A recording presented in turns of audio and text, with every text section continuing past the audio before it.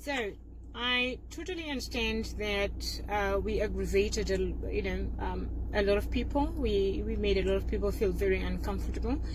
That is a natural response, and it's okay. It's okay to feel uncomfortable. It's okay to feel offended.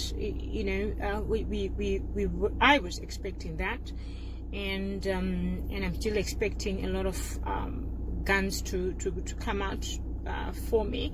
I get that. I get it. When you are challenged to question the narrative, when you're challenged to look at things differently and probably be a little bit honest with yourself, or reflect on something that and you've probably been pondering on for a long time, it is very it is normal. It is normal to feel uncomfortable.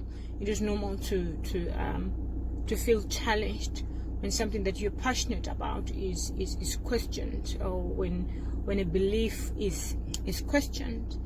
The Bible says that my people perish because they lack knowledge. One version says my people are destroyed because they lack knowledge.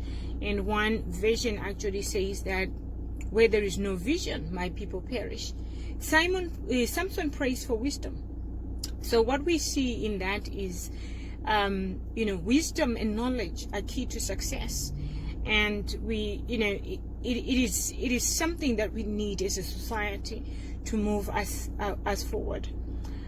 So negative feedback or positive feedback will always be appreciated on my page. What I will not do is to spend time or focusing on a rude comment. So the moment a rude comment comes up on my page and I'm on it, I'll automatically delete it, because I do not want people to focus their energies or attention to that negative comment. It's not necessary. We do not have that time. We need to dialogue. We need serious dialogue. We need to be able to have a conversation, as a people and as a society.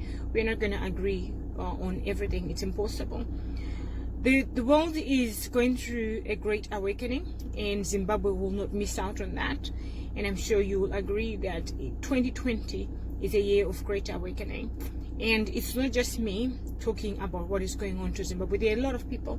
Sometimes I wake up and I'm kind of thinking, oh my goodness, why am I feeling irritated and agitated about Zimbabwe? Why is it just me? And then you go, oh, it's not just you. There's somebody else who's saying exactly what you're saying, maybe different words, but somebody out there will be already saying that. So there is a great awakening, not just for Zimbabwe, but for the whole universe.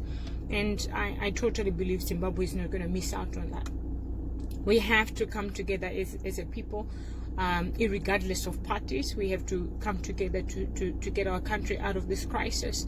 And we need to be very clear that Zanu PF is our enemy, and we do not want anything to derail us. That's why I continue to challenge you guys to think differently, and to remember that this is not a political party movement.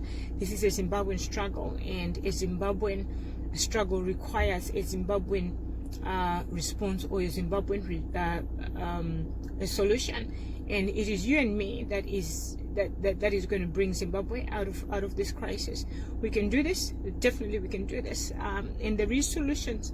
There is definitely solutions. I for one totally believe there is a solution, and something is happening behind the scenes, and God is doing some things behind the scenes.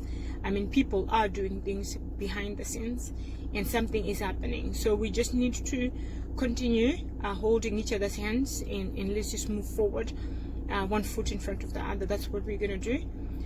We have to save our younger generation, be it Zanu PF or MDC or whoever, what label you've got on your forehead. If you're Zimbabwean, we need to protect our own. I was actually very grieved when I saw that young man who was killed, the Zanu PF young man who was grieved. I'm a mother, and the death of a young one at that state actually I literally grieve, to be very honest. I literally grieve. I don't take that lightly. These young children, these young kids are being lured into following Zanu PF because they're hungry and they're in poverty. And that could be my son, that could be my auntie, that could be my niece, that could be my nephew. And so it's totally unacceptable that our country remains in this situation. We have to fight for our country. Otherwise, we will lose a lot of children. We will lose a lot of kids. And we will lose a lot of family members. It is what it is. But we have to do something about it. We cannot continue to ignore it. So I'm sorry, guys, you feel offended. But that's okay. That's okay. It's okay to feel offended. But what you can do is to remain neutral and try and reflect on what I have said. And when you feel aggravated or angry, try and figure out, why is it that you're so upset about what I've said? Is there probably the truth in what I have said?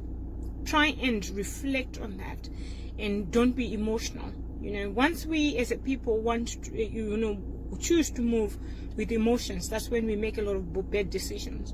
Good decisions are only made from a neutral position. Don't be overly emotional about something. I get it. We love Chamisa. Everybody loves Chamisa. He's appealing. Yeah. But at the moment, it's about finding a solution for our country, and we need people in the sober mind. We need people with sober minds. Okay? We need people that have got sober minds and not emotional, not brain fog, not hysterical. We have to be focused and critically analyze our situation.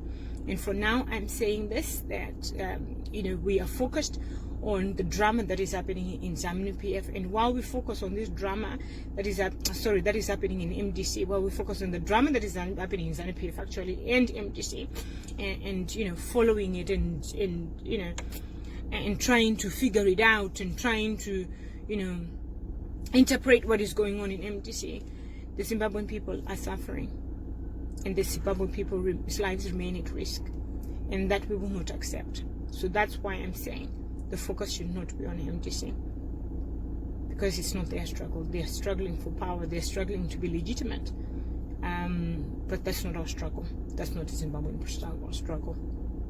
Okay, let me go to work.